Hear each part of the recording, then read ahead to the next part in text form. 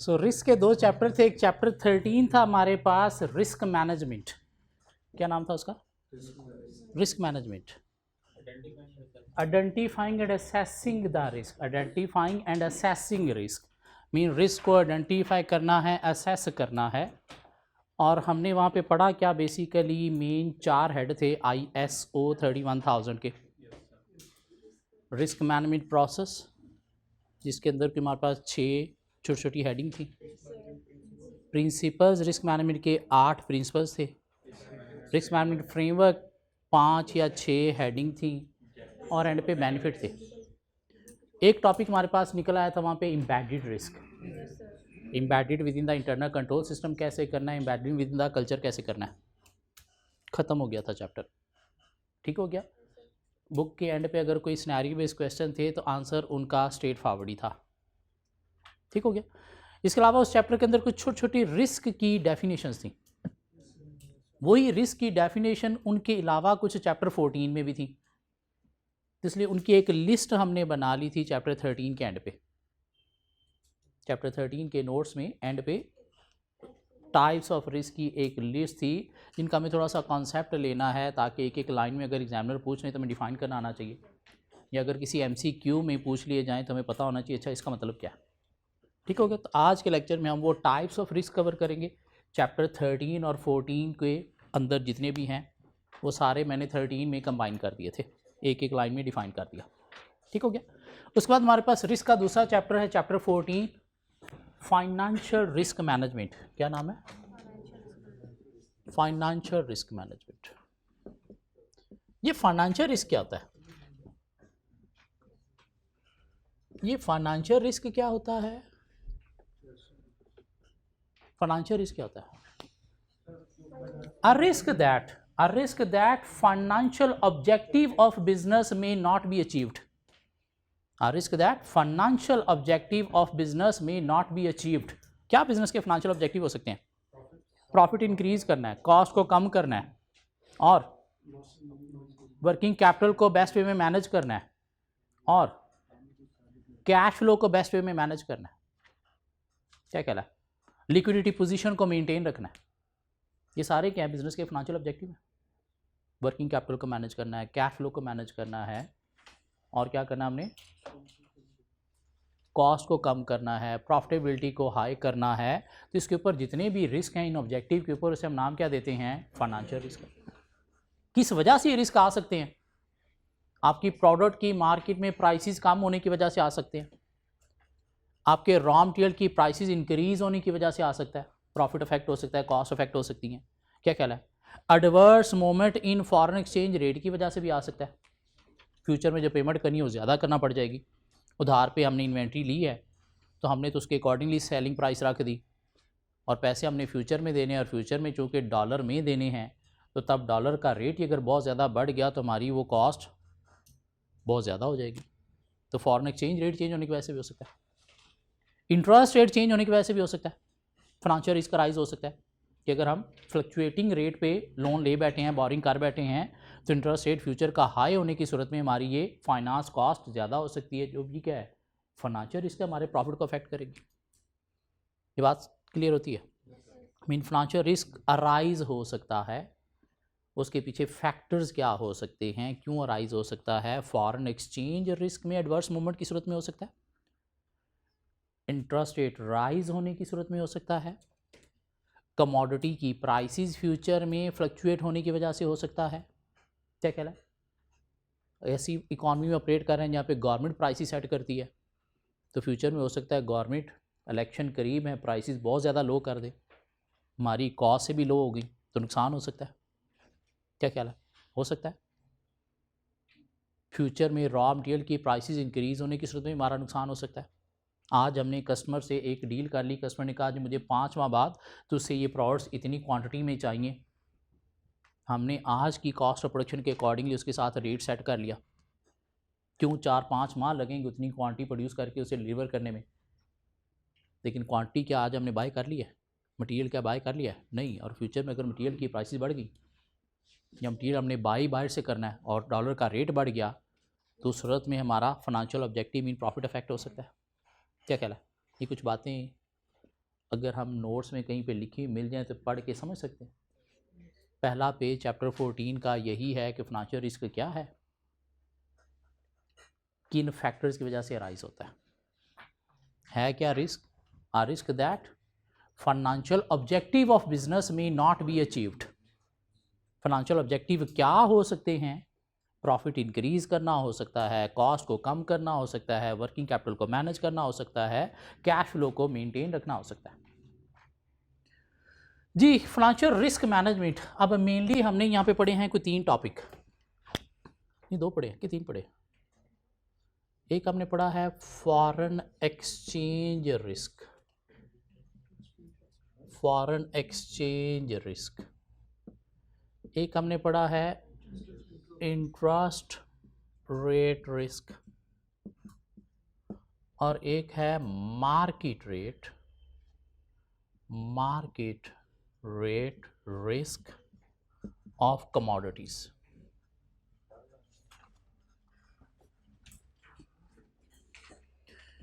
Mainly जो सारी बातें निकली वो कहाँ से निकली? फॉरेन एक्सचेंज रिस्क के निकली कि इसको कैसे मैनेज करना है। तो इसको मैनेज करने के लिए हमारे पास मेनली 4 हेजिंग इंस्ट्रूमेंट हैं। फॉरवर्ड के थ्रू हम मैनेज कर सकते हैं, मनी मार्केट हेज के थ्रू हम मैनेज कर सकते हैं, फ्यूचर्स के थ्रू हम मैनेज कर सकते हैं, ऑप्शंस के थ्रू हम मैनेज कर सकते हैं। फॉरवर्ड क्या था? आज गए एक बंदे के पास जिससे सपोज आपने फ्यूचर में डॉलर बाय करके पेमेंट करनी है, तो उसे कहा कि आज मेरे साथ रेट फिक्स कर, मैं 3 माह बाद उससे इतने डॉलर इसी रेट पे बाय करूँगा। क्या कहला? उसने एक रेट दिया, आपको नज़र आ रहा है एक्सेप्टेबल है, क्यों? फ्यूचर में शायद डॉलर का रेट इससे भी ज़्यादा हो सकता है, क्यों? आपको पीछे हिस्ट्री पता चल रही है। तो आपको रेट अगर एग्री हुआ, एक्सेप्ट हुआ, तो आपने एक एग्रीमेंट कर लिया। इम्पोज तब हुआ जब एग्रीमेंट कर लिया, ठीक है कि वो रेट आप निगोशिएट भी कर सकते हो। $8 सपोज 178 का, उसने आपको रेट 185 दिया। आपको क्यों नहीं यार इतना कहाँ जाना, ये देख से पिछले 3 माह में बड़ी मुश्किल से 4 रुपये ऊपर आया है, तो तू 3 माह बाद मुझसे 8 रुपये ऊपर मांग रहा है, थोड़ा सा कम कर। वो कहेगा चल 184.50। आप कहेगा नहीं थोड़ा सा और कम कर, वो कहेगा चलो 184.45। तो निगोशिएशन यहाँ पे हो गई, लॉक हो गया रेट। 3 माह बाद आपको उतने डॉलर उसी रेट पे बाय करने हैं, उसने आपको देने हैं। रेट ज़्यादा हुआ तो आप भाग के जाओगे सुबह सुबह, आ जा मैं वेट कर रहा हूँ तेरा, किधर रह गया तू, डॉलर देने थे उसने आज मुझे। क्यों? फ़ायदा है, रेट कम हो गया फ्यूचर का, जो आपने फॉरवर्ड में एग्री किया था उसे, तो आप भागोगे। वो फ़ोन कर रहा होगा, भाई किधर, डॉलर तेरे देने थे आज मैंने, आप फ़ोन नहीं उठाओगे। घर वालों को कि फ़ोन सुन के कह दो वो है ही नहीं इधर, वो बीमार पड़ा है, वो फिर कॉल पे कॉल करेगा, नंबर चेंज करके कॉल करेगा, और फिर आप कहोगे नहीं आराम है, मैं तो इसे पंगों में पड़ता ही नहीं, मैंने तो मौलाना साहब से फतवा ही अब लिया, मुझे तो पहले पता ही नहीं था, गलती होगी मुझसे, तू भी ये आराम काम में ना पड़ छोड़ परे दफ़ा कर। लेकिन नहीं, जो एग्री हुआ है उसके अकॉर्डिंगली चलना पड़ेगा। फॉरवर्ड मनी मार्केट हैज क्या है कि फॉरवर्ड हम लेने गए बैंक से, बैंक ने कहा फॉरवर्ड है ही नहीं यार, पहले बड़ा नुकसान हो गया मेरा, पीछे फॉरवर्ड दिया था उस वक्त डॉलर का रेट इतना था, मेरा नुकसान हो गया, मैं नहीं फॉरवर्ड में खेलता, बस दफ़ा करो, स्पॉट पे ले लेना है तो जब ज़रूरत पड़ेगी तब आके ले ली डॉलर मुझसे। तो हमने क्या किया, अपना फॉरवर्ड बना लिया। कैसे? इंटरेस्ट रेट हमने देखे फॉरेन करेंसी के और अपनी करेंसी के, पेमेंट करनी है तो आज हमने एसेट क्रिएट किया, उसमें डॉलर डिपॉजिट किए होम करेंसी में बारो करके, और यहाँ पे क्या किया, उसके ऊपर इंटरेस्ट पे किया, तुम्हारे पास एक फॉरवर्ड बन गया। और जितने भी हमने क्वेश्चन किए हैं उसमें जो इफेक्टिव रेट निकल रहा था वो स्पॉट रेट से कम ही निकल रहा था, इन फ़ायदा हो रहा था। क्या ख्याल है? फ्यूचर में अगर आपने रसीट लेनी है डॉलर की, तो इमरान खान कोई अच्छा काम करके डॉलर नीचे ना ले आए, नुकसान हो सकता है, तो आपने क्या किया, मनी मार्केट हैज के थ्रू वो भी अपना एक रेट बना लिया। सीख लिया हमने। पेमेंट की सूरत में एसेट क्रिएट करना है उसमें अमाउंट डिपॉजिट करनी है, कहाँ से अपनी होम करेंसी से ट्रांसफ़र करना है, वो बारो करना है तो उसका इंटरेस्ट आपने ऐड करना है अमी होम करेंसी की अमाउंट में, तो आपके पास कॉस्ट आ गई। क्या ख्याल है? फॉरेन करेंसी रिसीट है फ्यूचर में, तो फॉरेन करेंसी लाइबिलिटी क्रिएट करनी है, लोन लेना है, उसको ट्रांसफ़र करना है अपनी होम करेंसी में और डिपॉजिट करना है होम करेंसी अकाउंट में और उसके ऊपर इंटरेस्ट अर्न करना है, तो आपके पास एक नेट रिसीट आ जाएगी कि आपको कितना मिलेगा। Money market hedge. Future foreign currency payment है फ्यूचर में, तो वो तो फ्यूचर का जो रेट होगा स्पॉट का उसी के ऊपर ही होनी है, अगर आपको फॉरवर्ड नहीं मिला तो। लेकिन रेट बढ़ने से मेरा नुकसान ना हो जाए। आज रेट 132 है, जब पेमेंट करनी है उस वक्त 137 हुआ पड़ा है, तो रेट बढ़ने से स्पॉट पे आपका लॉस हो गया। क्या ख्याल है? तो आप क्या करोगे, इस लॉस को कवर करोगे एक फ्यूचर मार्केट में एंटर होके। फ्यूचर एक सेपरेट मार्केट है जिसके अपने रेट हैं और उसके अंदर आपको क्या करना पड़ता है, गेन लॉस में इंटरेस्ट लेना पड़ता है।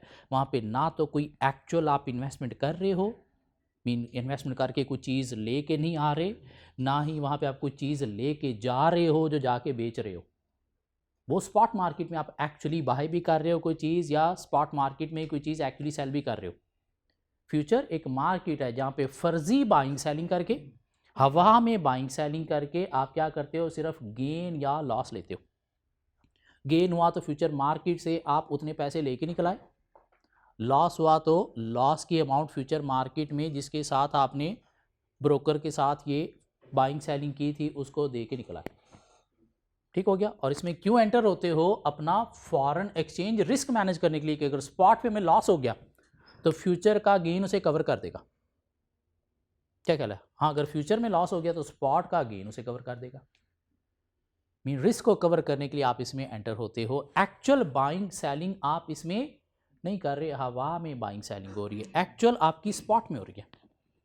और क्वेश्चन जब भी आपको फ्यूचर का आएगा तो स्पॉट के रेट सेपरेट दिए होंगे स्पॉट के हेड में, फ्यूचर के रेट सेपरेट दिए होंगे फ्यूचर के हेड में। तो जब फ्यूचर का गेन लॉस निकालना है तो वहां पे फ्यूचर वाले बाइंग सेलिंग के रेट यूज करने हैं।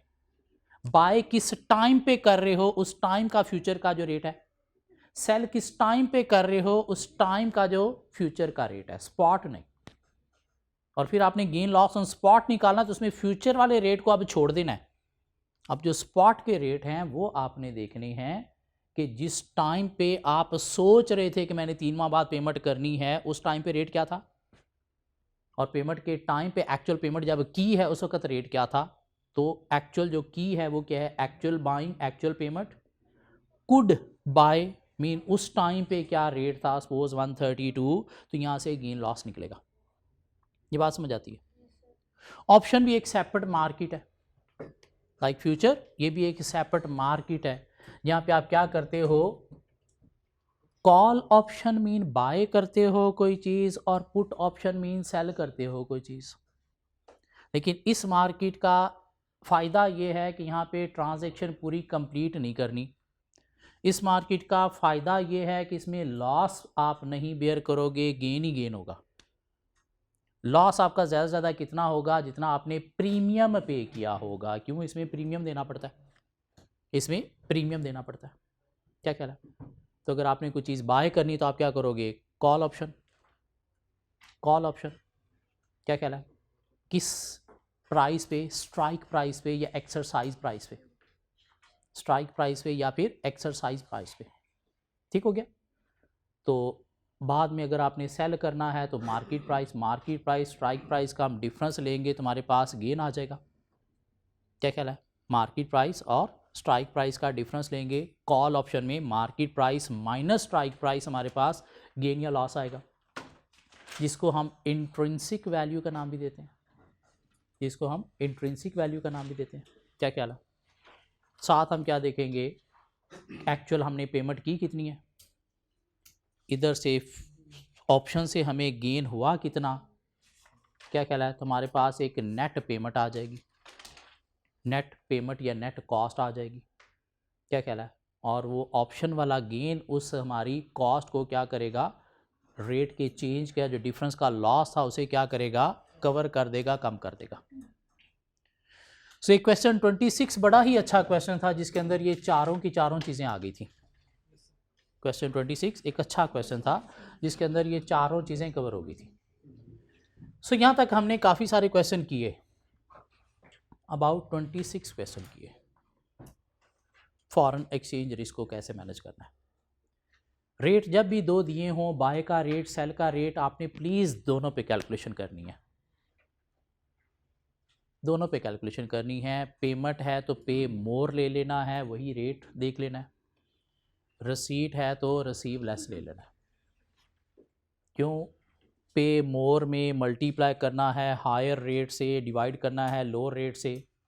रिसीव लेस में मल्टीप्लाई करना है लोअर रेट पे, डिवाइड करना है हायर रेट पे। ये पेपर के प्रेशर में आप भूल जाओगे, ये पेपर के प्रेशर में आप भूल जाओगे। क्यों, सेंसेस वहाँ पे थोड़े वीक होते हैं और ये थोड़ा सा टेक्निकल काम है। पहले तो रेट आइडेंटिफाई करना है, कौन सा यूज़ करना है, कौन सी रो कौन से कॉलम वाला रेट यूज़ करना है, और फिर अगर इस पंगे में भी आप गलती कर बैठे तो मसले बन जाएंगे। इसलिए दोनों पे कैलकुलेशन कर लिया करनी है और करके देखना है। पेमेंट है तो पे मोर वाला ले लेनी है अमाउंट, रसीट है तो रिसीव लेस वाली अमाउंट ले लेनी है। प्लीज़ दोनों कैलकुलेशन कर लेनी है। 2 मिनट एक्स्ट्रा लगेंगे लेकिन वो 2 मिनट हमारी ज़िंदगी बचा सकते हैं, अदरवाइज़ नीचे सब कुछ ही खाता गोल हो जाएगा।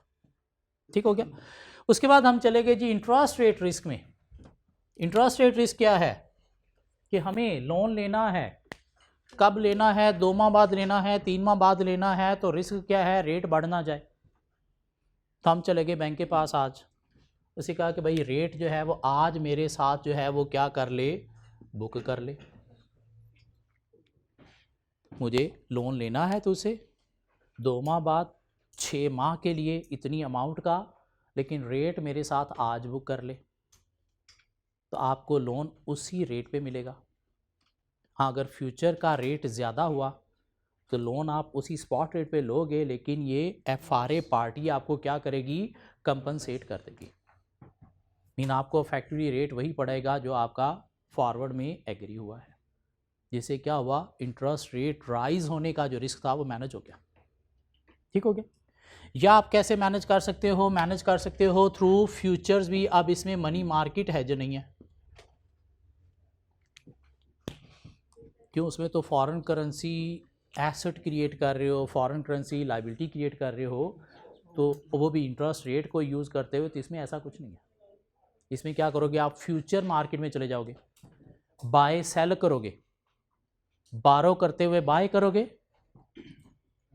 बारो करते हुए बाय करोगे या पहले सेल करोगे, सेल करोगे। क्यों सेल करोगे सर, बाय क्यों नहीं है, क्योंकि हम डेट लेने जा रहे हैं और डेट लेते वक्त आप अपने लोन नोट क्या करते हो, डिवेंचर्स क्या करते हो, सेल करते हो, इशू करते हो। बाय इन्वेस्टर कर रहा होता है, तो पहले सेल करोगे और फिर आप क्या करोगे, बाय करोगे।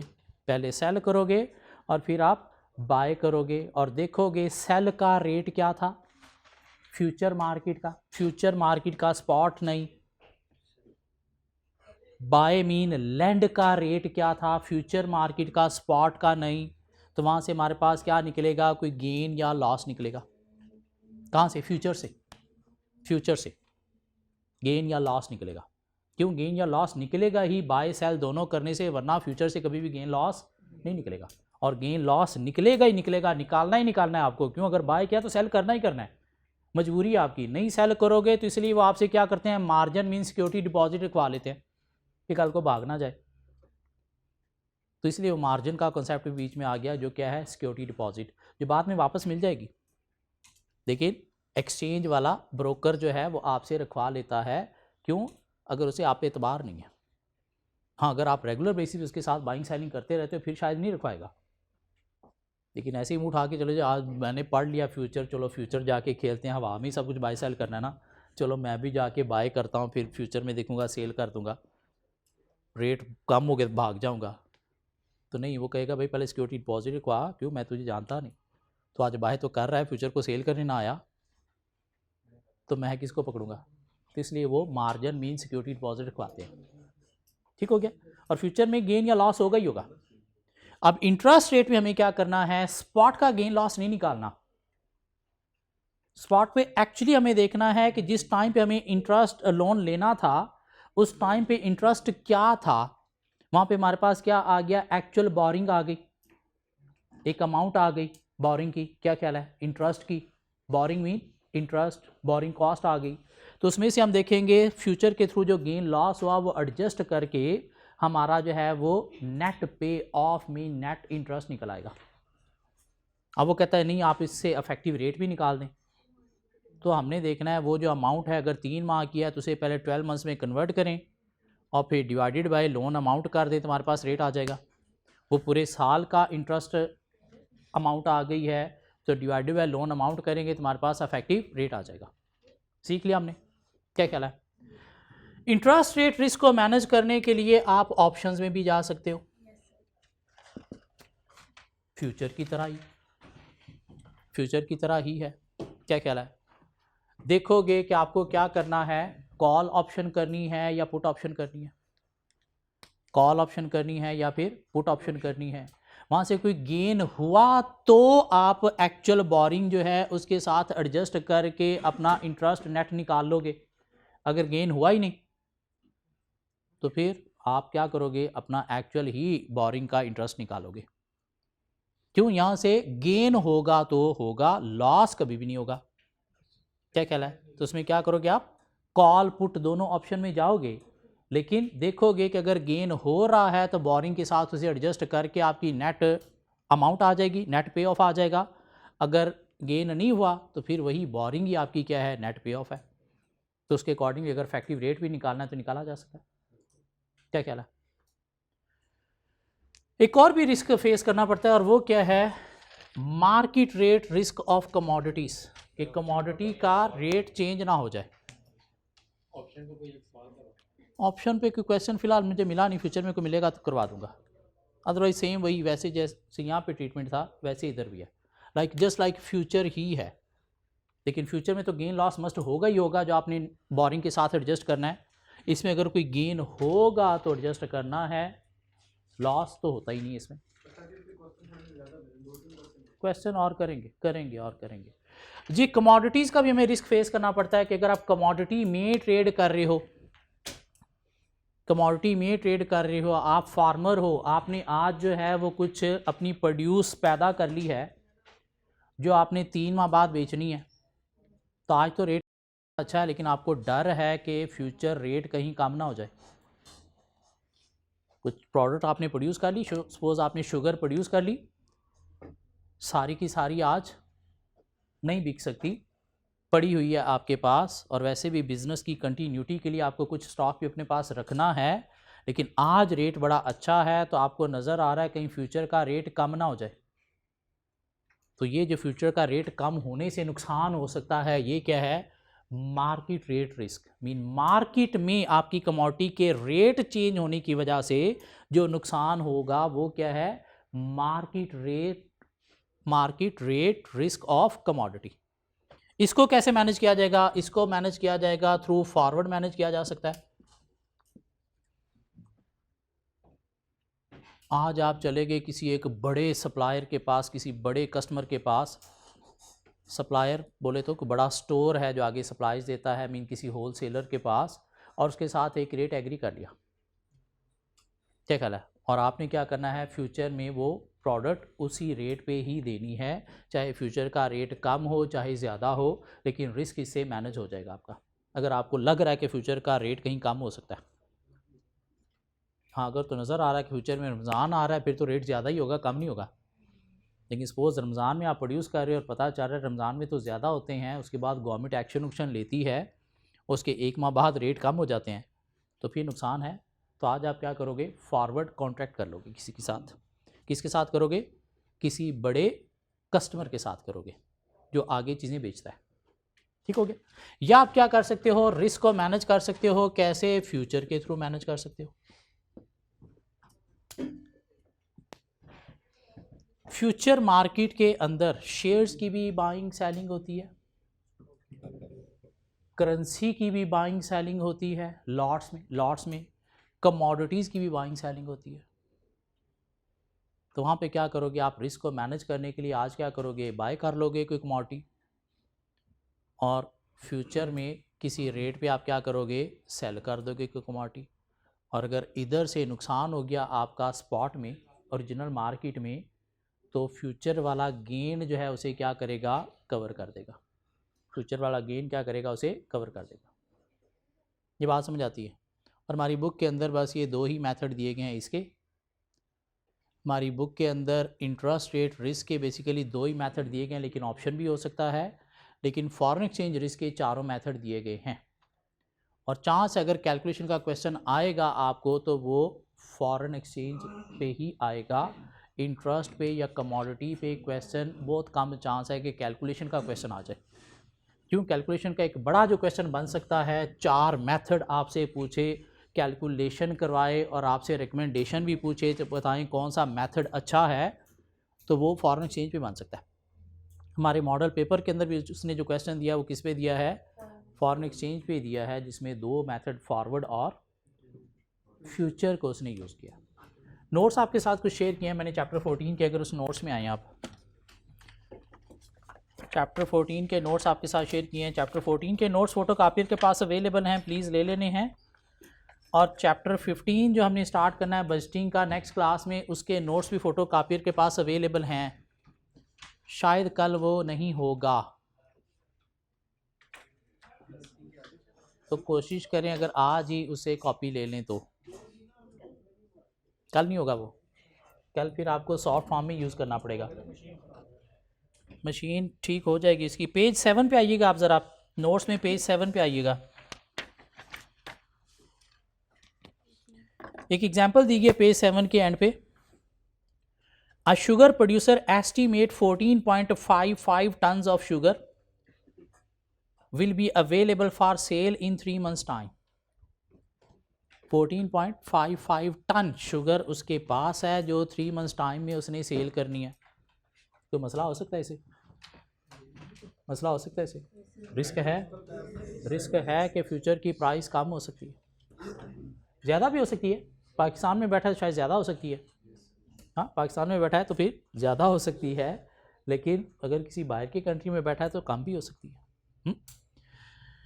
So the following are relevant information. Price need to be hedged is ₹120 per ton. Mean ये शायद करंट प्राइस है, स्पॉट की प्राइस है, आज इतनी प्राइस है। Future contract on 1 ton of sugar with 3 months to expiry is at ₹130। ठीक है, ये क्या फ्यूचर का रेट है, फ्यूचर का रेट है, बाय का या सेल का, सेल का मीन अगर आज ये फ्यूचर में एंटर होता है तो सेल करेगा कितने पे, 130 पे। Producer will sell 15 futures at ₹130,000 as the standard contract size is 1 ton। क्या कह रहा है, 1 ton का जो है वो एक कॉन्ट्रैक्ट है और 15 कॉन्ट्रैक्ट जो है ये क्या करेगा, सेल करेगा। क्या कह रहा है, तो हम फ्यूचर का गेन या लॉस निकाल सकते हैं इसे, देखिएगा ज़रा, गेन या लॉस ऑन फ्यूचर। स्ट्रैटजी क्या बनेगी इसकी, स्ट्रैटजी क्या बनेगी इसकी, sell now buy later, buy now sell later, sell now buy later, buy now sell later, buy करेगा अभी, buy now sell later, sell now buy later, sell करेगा अभी, सेल कर देगा ना। क्या कह रहा है, तो स्ट्रैटजी हमारी बनेगी सेल नाउ बाय लेटर, और अभी आपको फ्यूचर से जो है वो सेल का ही रेट मिल रहा है। 15 कॉन्ट्रैक्ट 130,000 में आप सेल करोगे, कितनी अमाउंट बनती है,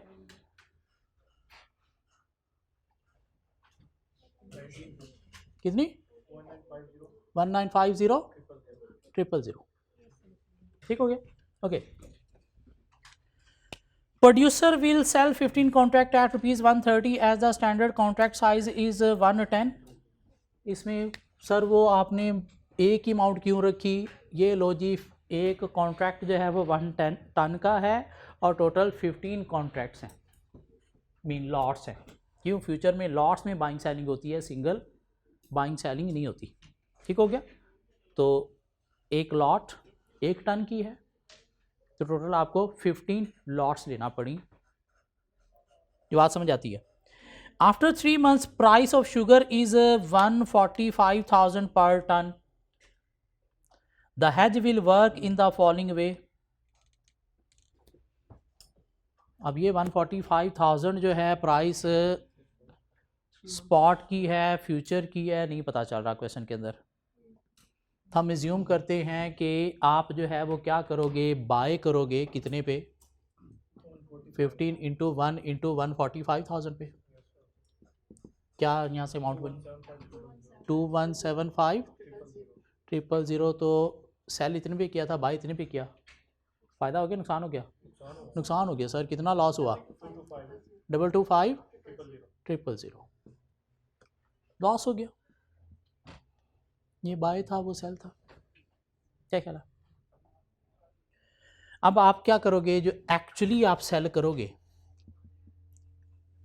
एक्चुअल सेल जो आप करोगे वो कितने पे करोगे सर? कितने 14.55 टन था आपके पास, और आज की प्राइस जहाँ पे आपने सेल करना है, आज की प्राइस क्या है? 145,000 सर। वो तब की प्राइस थी 3 माह पहले की। तो आज की प्राइस पे आप सेल करोगे सर, वो कितने पे सेल होगा? 2109,750। गेन या लॉस ऑन फ्यूचर, तो लॉस ऑन फ्यूचर हुआ कितने का? 225,000 का माइनस करूंगा, ऐड करूंगा? माइनस करूंगा, ऐड करूंगा? सेल किया है तो क्या है? रिसीट है, तो रिसीट में ये लॉस माइनस होगा, अगर गेन होता तो ऐड होता। क्या कहला है? तो आपके पास जो है वो क्या बन गई? एक नेट रिसीट बन गई। कितनी? 188,475,450 ऐसी है। क्या कहना? अब हम एक रेट भी निकाल सकते हैं। क्या ख्याल है? कितने टन थे? 14.55 टन थे। तो रेट मुझे बता दोगे किस रेट पे ये पड़ा इसको? हाँ, अफेक्टिव रेट उसे क्या पड़ा? 129,536 ये इसको अफेक्टिव रेट पड़ा। उस वक्त क्या रेट था? 120। उस वक्त क्या रेट था? 120। इसको फ्यूचर की वजह से क्या रेट पड़ा? 129,536। शायद इसे ज़्यादा भी हो सकता था। क्या ख्याल है अगर फ्यूचर में ना जाता तो? लेकिन उसने चूंकि रिस्क कवर करने के लिए फ्यूचर में एंटर हुआ, वो रिस्क कवर करने के लिए तो फ्यूचर में एंटर हुआ, लेकिन उल्टा मार्केट में स्पॉट उसको फ़ायदा दे गया। क्या ख्याल है? उल्टा मार्केट में स्पॉट उसको फ़ायदा दे गया। हाँ, अगर स्पॉट कम होता तो फिर फ्यूचर में गेन होता, जो गेन इसको क्या कर देता? कवर कर देता। हाँ, अगर मार्केट में कम होता, 120 से कम होता, मार्केट में 120 से कम होता, तो फिर यहाँ पे गेन आता। क्या ख्याल है? यहाँ पे गेन आता, जो स्पॉट के 120 से कम रेट को क्या कर देता? कवर करके रिस्क को ख़त्म कर देता। लेकिन यहाँ पे क्या हुआ? मार्केट में उल्टा फ़ायदा हो गया उसे। तो मार्केट में फ़ायदा भी हो सकता है, नुकसान भी हो सकता है। हाँ, अगर आपको फ़ायदा नज़र आ रहा है तो फिर आपको किसी हेजिंग में जाने की ज़रूरत ही नहीं है। हेजिंग में आप क्यों जाते हो? अपने रिस्क ऑफ लॉस को कवर करने के लिए, रिस्क ऑफ लॉस को कवर करने के लिए। लेकिन वो रिस्क ऑफ लॉस की बजाय आपका प्रॉफिटेबिलिटी भी कम हो सकती है, और इधर शायद इसकी प्रॉफिटेबिलिटी कम होगी। क्या ख्याल है? एक्चुअली मार्केट में उसने सेल किया है इतने पे, लेकिन वो फ्यूचर का जो लॉस इसने पे किया, उसने इसकी एक्चुअल रिसीट को कितना बना दिया? इतना बना दिया। लेकिन फिर भी उस वक्त रेट 120 था। अफेक्टिवली इसकी चीज़ बिकी किस रेट पे? 129 पे।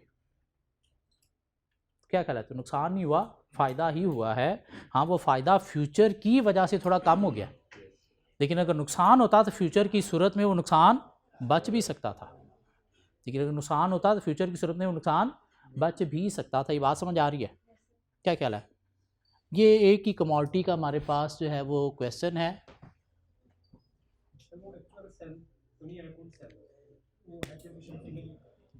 एक्चुअल सेल जो उसने किया है 3 माह बाद, उस वक्त रेट क्या था ये, और कितना सेल करना था इसने 14.55 इस अमाउंट पे। ठीक हो गया। अब इसके साथ हमें फ्यूचर का जो गेन या लॉस है वो एडजस्ट करके देखना है कि इसके पास एक्चुअल रिसीट आई कितनी। अगर यहाँ से गेन होता तो फिर तो बल्ले बल्ले होगी थी, ठीक है, लेकिन शायद फ्यूचर में जाने से रिस्क को कवर करना चाह रहा था, लेकिन मार्केट ने उसको क्या कर दिया, प्राइस की सूरत में बेनिफिट ज़्यादा दे दिया। और जब मार्केट में प्रॉफिट होता है तो फ्यूचर में लॉस होता है, फ्यूचर में गेन होगा तो मार्केट में लॉस होगा, और वो फ्यूचर का गेन उस लॉस को क्या करेगा, कवर करके आपको फ़ायदा दे देगा। ठीक हो गया। तो गेन भी हो सकता है फ्यूचर में, लॉस भी हो सकता है, लेकिन दोनों सूरतों में आपका नुकसान ज़्यादा नहीं है। क्या कहला है, जो मेन आप रिस्क है ही क्या कि फ्यूचर में कहीं मेरा नुकसान स्पॉट में ना हो रहा हो, तो फ्यूचर का गेन, फ्यूचर मार्केट का गेन उसे क्या कर देता है, कवर कर देता है। ये बात समझ आती है। इस चैप्टर में ऐसा और कोई चीज़ नहीं, थोड़ी सी चीज़ें रहती हैं, अब सिर्फ थ्योरी रह गई है, इन 2 चैप्टर में वो कवर करते हैं, और उसके बाद ये 2 चैप्टर हमारे हो जाएंगे वाइंड अप। टोटल 5 चैप्टर हैं, 10, 11, 12, 13, 14। इन एक जो सेकंड ग्रिड है हमारी 10 to 14, 5 चैप्टर, 45 से 55 मार्क्स हैं। 5 चैप्टर हैं, 50 नंबर हैं, 55 भी हो सकते हैं, मिनिमम भी हो तो 45 हो सकते हैं। अगर ये 50 नंबर यहाँ से हैं, है क्या इसके अंदर, वैक है,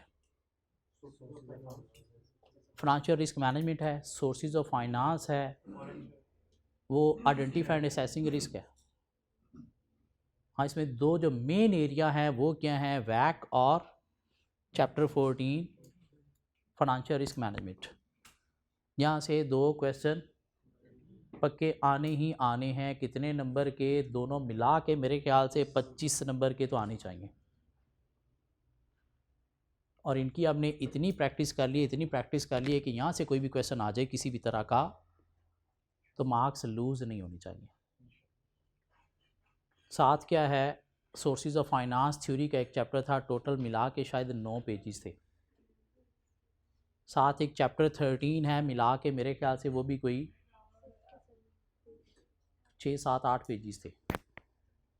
एक चैप्टर और रहता है हमारा स्टैटिस्टिकल एनालिसिस का, उसके ऊपर हमने थोड़ी सी अभी काम करना है। ठीक हो गया। चैप्टर 13 के एंड पे जाएंगे तो हमें कुछ रिस्क की टाइप्स मिलेंगी, हमें कुछ रिस्क की टाइप्स मिलेंगी जहाँ से हमें कुछ डेफिनेशन लर्न करनी है, कुछ रिस्क की टाइप्स मिलेंगी जहाँ से हमें कुछ डेफिनेशन लर्न करनी है। Pure risk versus speculative risk,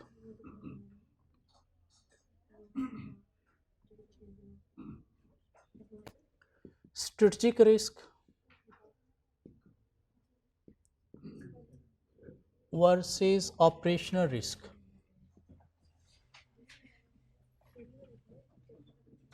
इसके अलावा कुछ और भी रिस्क हमारे पास दिए गए हैं। मार्केट रिस्क एक दिया गया है, क्रेडिट रिस्क एक दिया गया है, लिक्विडिटी रिस्क एक दिया गया है, करेंसी रिस्क दिया गया है, जिसकी आगे फर्दर कोई 3 टाइप्स भी दी गई हैं। Transaction risk, translation risk and economic risk.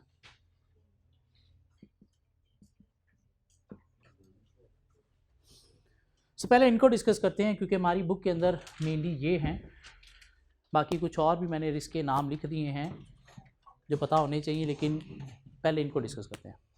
Speculative risk क्या है, एक ऐसा रिस्क है जिसके आउटकम दोनों हो सकते हैं, बेनिफिशियल भी और हार्मफुल भी। स्पेकुलेटिव रिस्क है, ऐसा रिस्क है जिसके बेनिफिट, जिसके आउटकम दोनों हो सकते हैं, बेनिफिट भी हो सकता है और लॉस भी हो सकता है। फॉरेन एक्सचेंज रिस्क स्पेकुलेटिव है, फॉरेन एक्सचेंज रिस्क स्पेकुलेटिव है। क्या कहता है, कमोडिटी रिस्क स्पेकुलेटिव है, जैसे इस क्वेश्चन में बेनिफिट हो गया, लॉस भी हो सकता था। क्या कहला? प्योर रिस्क क्या है? ऐसा रिस्क जिसका एक ही आउटकम है और वो क्या है? हार्मफुल है। मीन प्योर रिस्क क्या है? जिसका एक ही आउटकम है और क्या आउटकम है? हार्मफुल, फायदा नहीं नुकसान। सिगरेट नोशी, सुटा, फायदा है? फायदा है ना, एक ही आउटकम है, फायदा है। इसे सुकून मिलता है, इससे गम भूल जाते हैं, इसे नींद नहीं आती। हाँ नहीं, एक ही इसका आउटकम है कि आपके लंग्स अफेक्ट होंगे। एक ही आउटकम है, इससे आपके लंग्स अफेक्ट होंगे, आपको कैंसर होगा। इसलिए डब्बी के ऊपर उन्होंने अब तस्वीरें लगाना शुरू कर दी हैं। तो ये एक कॉन्सेप्ट है हमारी बुक के अंदर, प्योर रिस्क, स्पेकुलेटिव रिस्क क्या है। इनफैक्ट ये जो रिस्क मैनेजमेंट थी, ये किस चीज़ की थी? स्पेकुलेटिव रिस्क की मैनेजमेंट थी, जिसके दोनों आउटकम है, हार्मफुल भी हो सकते हैं और बेनिफिशियल भी हो सकते हैं। स्ट्रेटेजिक रिस्क क्या है? स्ट्रेटेजिक लेवल पे due to bad strategy adopt करने की वजह से, पुअर डिसीजन मेकिंग की वजह से, सारे फैक्टर कंसीडर ना करते हुए जो आपने डिसीजन लिया, उसकी वजह से जो बिजनेस का नुकसान हुआ, ये क्या है? Strategic risk. किस लेवल पे होगा? स्ट्रेटेजिक लेवल पे होगा। अगर वहाँ पे गधे बैठे हैं, उनको पता ही नहीं चीज़ों को मैनेज कैसे करना, उनको एक्सपीरियंस नहीं है, उनको काम करना नहीं आता है, Pakistan government. Operation risk, operation level पे रूल्स को फॉलो नहीं किया, पॉलिसीज़ को फॉलो नहीं किया, चीज़ों का ख्याल नहीं रखा, पाकिस्तानी अवाम, ऑपरेशन रिस्क। क्या कहलाए?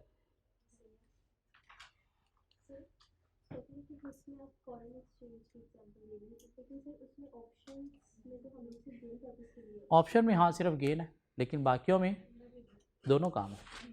ठीक हो गया? सो मार्केट रिस्क क्या है? मार्केट के अंदर किसी चीज़ की वैल्यू के चेंज होने की वजह से जो रिस्क है, कमोडिटी की वैल्यू में रेट चेंज होने की वजह से जो रिस्क है, आपके डेट की मार्केट वैल्यू चेंज होने की वजह से जो रिस्क है, आपके शेयर की प्राइस की मार्केट वैल्यू चेंज होने की वजह से जो रिस्क है, मीन मार्केट वैल्यू चेंज होने की वजह से किसी चीज़ की, चाहे वो कमोडिटी है, चाहे वो शेयर है, चाहे वो करेंसी है, उस वजह से जो रिस्क फेस करना पड़ रहा है, वो क्या है? मार्केट रिस्क है। ये बात समझ आती है? क्रेडिट रिस्क क्या है? क्रेडिट रिस्क क्या है? कि आपने जिससे पैसे लेने हैं वो डिफॉल्ट ना कर जाए, डेटर रिस्क, बैड डेट्स का रिस्क। आपने जिससे पैसे लेने हैं वो डिफॉल्ट ना कर जाए, बैंक ने लोन दिया तो लोन देने वाला डिफॉल्ट ना कर जाए, ये भी क्या है? क्रेडिट रिस्क है। क्या ख्याल है? ये भी क्या है? क्रेडिट रिस्क है। फ्यूचर मार्केट में आप एंटर हुए, बाय कर लिया, तो आप हो सकता है सेल ना करो, क्रेडिट रिस्क है। क्या ख्याल है? मीन पैसे जो लेने हैं, जो रिकवर करने हैं, वो रिकवरी ना होने का जो रिस्क है, वो क्या है? Credit risk. मेनली डेटर से एसोसिएटेड है, कस्टमर से एसोसिएटेड है, लेकिन बैंक की सूरत में जो लोन लेने वाला है, बारोर है, उसके पॉइंट से भी है। ये बात समझ आती है? क्रेडिट रिस्क, इसको मैनेज कैसे किया जाएगा? इसको मैनेज करने के लिए हमारी बुक के अंदर उसने कुछ टूल्स दिए हैं,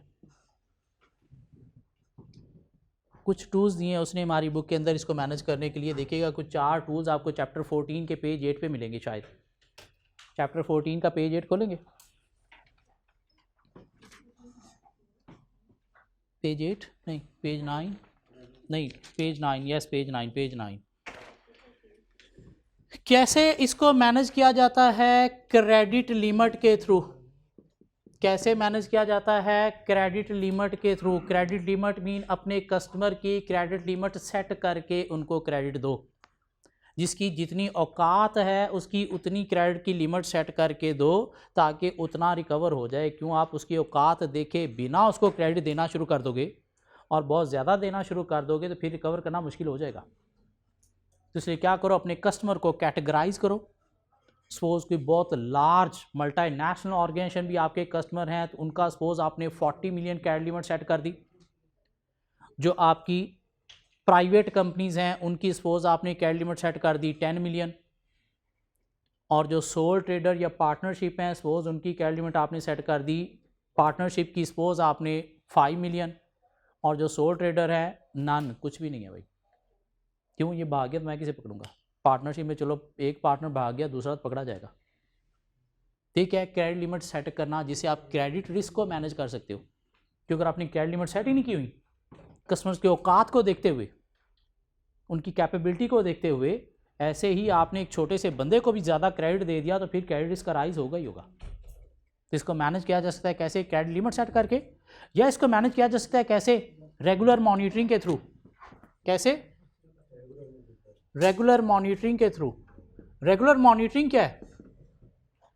कि अपने कस्टमर की रेगुलर मॉनिटरिंग, उसकी फाइनेंशियल स्टेटमेंट्स के रिजल्ट्स देखो, उनकी परफॉर्मेंस देखो, उनकी रेशोज कैलकुलेट करो, कहीं इनकी हालत पतली तो नहीं हो रही।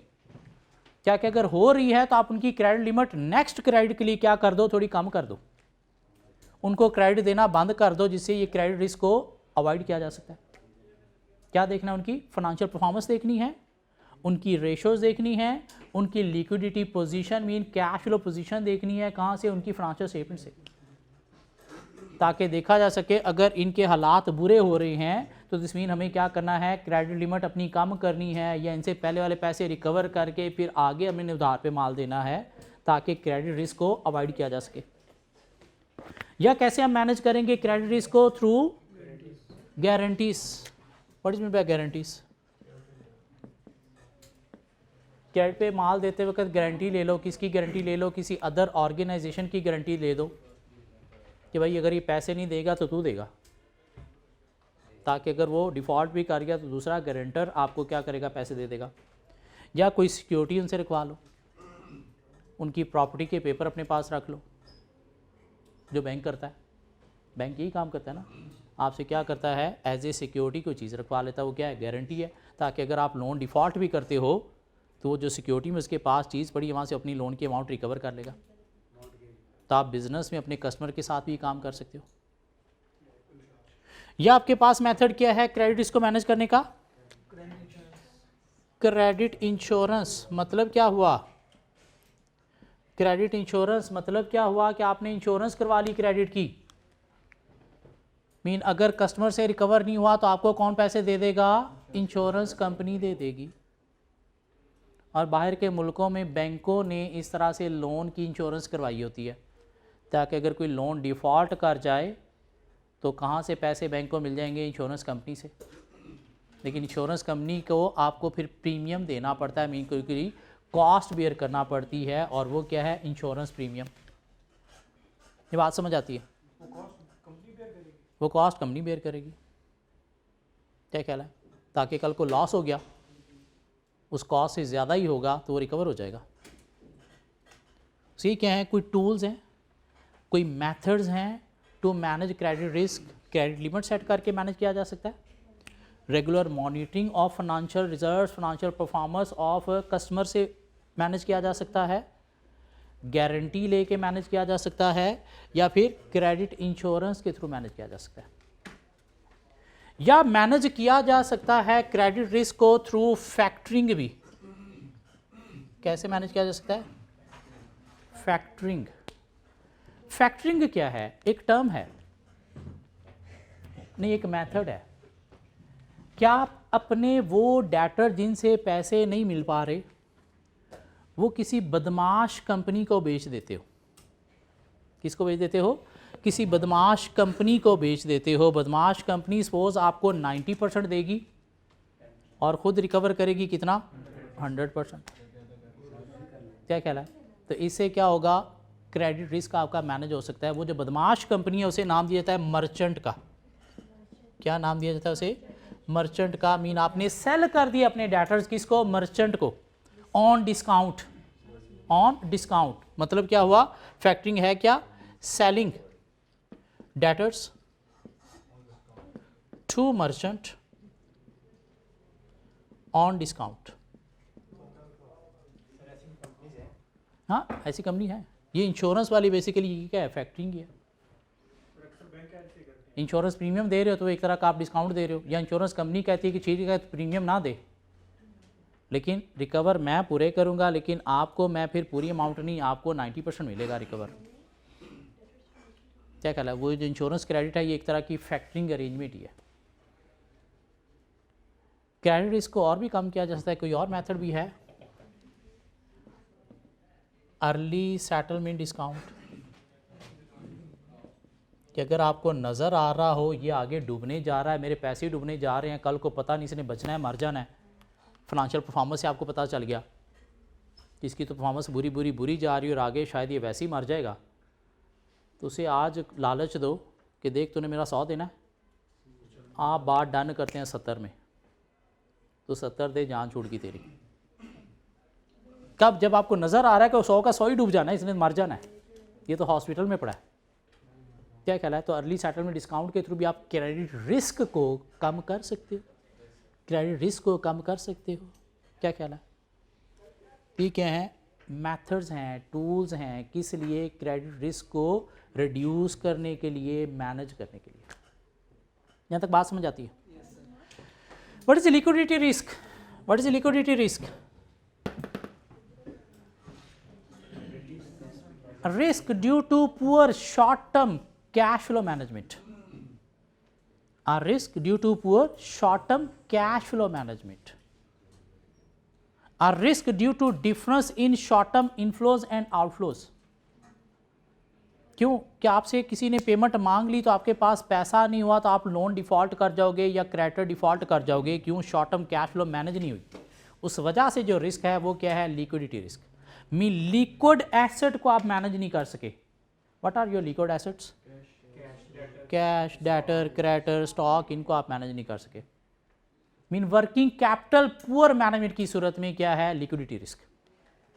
आ risk due to poor working capital management, तो उसे क्या नाम देंगे? Liquidity risk. क्या कहला? अब इसको भी मैनेज किया जा सकता है। कैसे मैनेज किया जा सकता है? हमारे पास बुक में 2 टूल्स दिए गए हैं। पहला टूल क्या दिया गया? Standing credit lines. Standing credit lines, इसका मतलब क्या है? Bank overdraft. इसका मतलब क्या है? Bank overdraft. कुछ क्रेडिट लाइंस अपनी जो है वो स्टैंड करो, सेट करो, खड़ी करो। ओवरड्राफ्ट जो है वो बैंक के साथ एग्री करो, मैनेज करो, ताकि जैसे ही आपको शॉर्ट टर्म कैश फ्लो की ज़रूरत पड़े तो बैंक ओवरड्राफ्ट से आप रिकवर करके इस रिस्क को क्या कर सकते हो? Short term cash flow management के रिस्क को मैनेज कर सकते हो। इसके लिए क्या करना पड़ेगा? वो बैंक के साथ एग्रीमेंट करना पड़ेंगे। किस चीज़ के? बैंक ओवरड्राफ्ट के। बेशक आपने यूज़ करना है नहीं करना, लेकिन एग्रीमेंट कर लो, ताकि जब ज़रूरत पड़े तुम्हारे पास ये फैसिलिटी है। क्या कहला? जिसे रनिंग फाइनेंस का नाम भी दिया जाता है, जो बैंक आपको अलाउ करता है कि आप अपने अकाउंट में ज़ीरो होने की सूरत में भी पैसे निकाल सकते हो। हाँ, जब पैसे आएंगे तो पूल अप हो के बैलेंस क्या हो जाएगा? पॉजिटिव हो जाएगा। अकाउंटिंग में करंट लाइबिलिटीज़ में बैंक ओवरड्राफ्ट आ रहा होता है। वो क्या होता है कि बैंक ने आपको अलाउ किया है कि आपका अकाउंट ज़ीरो हो जाए तो फिर भी आप अपने अकाउंट से पेमेंट कर सकते हो। कहाँ से? बैंक ओवरड्राफ्ट से। ये स्टैंडिंग क्रेडिट लाइंस क्या हैं?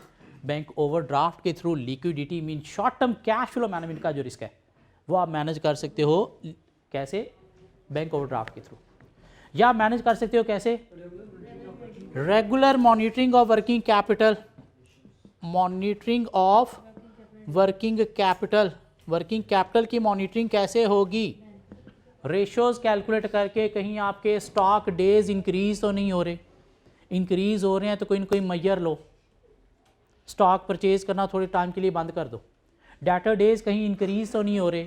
इंक्रीज हो रहे हैं तो मैयर लो, ताकि डेटर डेज को कम किया जा सके। क्रेडिटर डेज कहीं आपके मिसमैनेज तो नहीं हो रहे। कम होना अच्छी बात है, ज़्यादा होना अच्छी बात है? क्रेडिटर डेज कम होना अच्छी बात है, ज़्यादा होना अच्छी बात है? ना कम ना ज़्यादा, एग्रीड होना अच्छी बात है। एग्रीड होना अच्छी बात है। ज़्यादा होने से ठीक है, हमें कैश फ्लो मिल जाता है, लेकिन अगर सप्लाई निराश हो गया, क्या आपको पता ही नहीं, वो शक्ल बना के बैठा हुआ है, अगली दफ़ा माल लेने के उसने कहा अभी तो बना ही नहीं, हालांकि पड़ा है, अभी तो बना ही नहीं, तो नुकसान हो गया आपका। क्यों? आपने उसे ऑन टाइम पेमेंट नहीं की थी, उसकी शक्ल बनी हुई थी, आपको पता ही नहीं था। हाँ, तो इसलिए एग्रीड होना अच्छी बात है। तो क्या करो, रेगुलर बेसिस पे अपने वर्किंग कैपिटल को मैनेज करो, वर्किंग कैपिटल साइकिल अपना कैलकुलेट करके कंपेयर करो कि पीछे कितना था, अब कितना, अगर इंक्रीज होने जा रहा है तो इसे कैसे मैनेज किया जा सकता है। इन्वेंट्री बैलेंस आप लोअर करो, डेटर्स की क्रेडिट लिमिट आप कम करो या डेटर डेज आप कम अलाउ करो। क्रेडिटर्स को देखो, अगर ज़्यादा पे एग्री वो हो जाए, 2-4 दिन भी मिल जाए तो आपका फ़ायदा हो सकता है। तो इससे क्या होगा, लिक्विडिटी रिस्क मैनेज हो जाएगा। What is currency risk? Risk due to foreign exchange rate या due to adverse movement in foreign exchange risk. Adverse rate ज़्यादा होना भी हो सकता है, कम होना भी हो सकता है। रसीद लेनी है तो रेट कम होना नुकसानदेह आपके लिए, क्या ख्याल है? पेमेंट करनी है तो रेट ज़्यादा होना नुकसानदेह है। तो ये क्या है, a risk due to adverse movement in foreign exchange rate.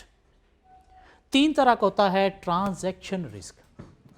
ये क्या है, ट्रांजैक्शन परफॉर्म करते हुए जो रेट कम या ज़्यादा हो गया, उसकी सूरत में क्या होगा, ट्रांजैक्शन रिस्क, जो हमने यहाँ पे कैलकुलेशन में किया। ट्रांसलेशन रिस्क, फॉरेन कोई सब्सिडरी है, R2 फॉरेन कोई सब्सिडरी है, तो उसके रिजल्ट्स को ट्रांसलेट करते वक्त ड्यू टू रेट जो आपका लॉस हो रहा है अमाउंट में, वो क्या है, ट्रांसलेशन रिस्क। फॉरेन कोई सब्सिडरी है तो उसके एसेट को या उसके बैलेंसेस को ट्रांसलेट कन्वर्ट करते हुए लोकल करेंसी में जो रेट की वजह से नुकसान हुआ, वो क्या है, translation risk. What is economic risk? किसी कंट्री की इकॉनमी डाउन या अप जाने में जिसके अंदर बैलेंस ऑफ पेमेंट का भी ताल्लुक है, उसकी वजह से जो रेट चेंज होने की वजह से आपका नुकसान होता है, वो क्या है, इकोनॉमिक रिस्क। मीन ये रिस्क किसकी वजह से, इसकी वजह से भी है, इसकी वजह से भी है, ये इसकी वजह से भी है, या करेंसी रिस्क की 3 टाइप्स हैं। ट्रांजैक्शन भी हो सकता है, ट्रांजैक्शन परफॉर्म करते हुए रेट के डिफरेंस की वजह से जो नुकसान हुआ। ट्रांसलेशन, फॉरेन सब्सिडरी के एसेट को ट्रांसलेट करते वक्त इनटू लोकल करेंसी जो नुकसान हुआ। और इकोनॉमिक रिस्क, इकॉनमी डिस्टर्ब होने से एक कंट्री की दूसरी, चूंकि उससे रेट चेंज होता है तो उस वजह से जो नुकसान हुआ, ये भी क्या है, करेंसी रिस्क किया। सो मेनली आपकी बुक में ये रिस्क की टाइप हैं, लेकिन मैंने कुछ रिस्क और भी लिखनी है। पॉलिटिकल रिस्क, गवर्नमेंट के चेंज होने की वजह से या गवर्नमेंट की पॉलिसीज़ की वजह से, क्या ख्याल है, तो क्या राइज हो सकता है, पॉलिटिकल रिस्क का राइज हो सकता है। कोई 1-2 रिस्क मैंने और भी लिखे हैं, वो क्या है, प्रॉपर्टी रिस्क। प्रॉपर्टी बोलते हैं डिसेंसी को, प्रॉपर्टी का मतलब क्या है, डिसेंसी। मीन बिजनेस अगर कोई अनएथिकल एक्ट करता है, डिसेंट वे में परफॉर्म नहीं करता, तो उसकी वजह से जो बिजनेस का नुकसान होगा वो क्या है, प्रॉपर्टी या डिसेंसी रिस्क। प्रॉपर्टी या decency risk mean due to unethical act of the business. एक और भी रिस्क लिखा हुआ है, क्या है, trade risk. What is trade risk? What is trade risk?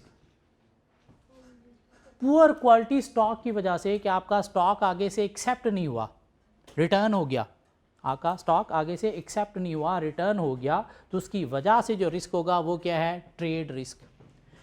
एक और भी रिस्क है, रेपुटेशन रिस्क। ये क्या होगा, रेप्यूट अफेक्ट होने से, बिजनेस की रेप्यूट अफेक्ट होने की वजह से, अगेन प्रॉपर्टी के साथ लिंक करता है, कोई अनएथिकल एक्ट आपने किया जिसकी वजह से आपकी रेपुटेशन अफेक्ट होगी। एक तो और भी रिस्क है, sector specific, sector specific risk, या फिर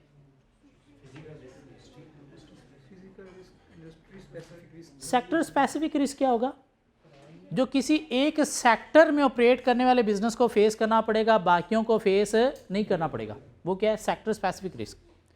एक और भी है रेजिजुअल रिस्क, ये हमारी बुक के अंदर भी है, residual risk. Residual risk, residual risk क्या है, a risk that can not be managed, a risk that can not be managed, mean वो रिस्क जो मैनेज हो ही नहीं सकता, उसे हम क्या नाम देंगे, रेजिजुअल रिस्क। जो मैनेज हो ही नहीं सकता उसे हम क्या नाम देंगे, residual risk. Mean fully manage नहीं हो सकता, और हमने पढ़ी थी रिस्क को ट्रीट करना है हमने एक्सेप्ट, रिड्यूस, ट्रांसफ़र, अवॉइड, तारा पढ़ा था हमने। उसमें जो अवॉइडेंस ऑप्शन है वो किसके लिए है? रेजिजुअल रिस्क के लिए, मीन ऐसा रिस्क जो मैनेज हो ही नहीं सकता। और ये कौन से रिस्क होते हैं? ये कौन से रिस्क होते हैं जो मैनेज हो ही नहीं सकते? आफात के रिस्क। आफात की अंग्रेज़ी क्या होगी? नेचुरल डिज़ास्टर्स का जो रिस्क है जो मैनेज आप नहीं कर सकते। कोरोना का रिस्क आप मैनेज नहीं कर सकते थे, पूरी दुनिया ने उसे झेला, मैनेज नहीं हुआ, ना हो सकता था। क्यों? पहले से पता ही नहीं था कि आ जाना है। क्या कहलाता है? उसे क्या नाम दिएगा? Residual risk, a risk that can not be manage.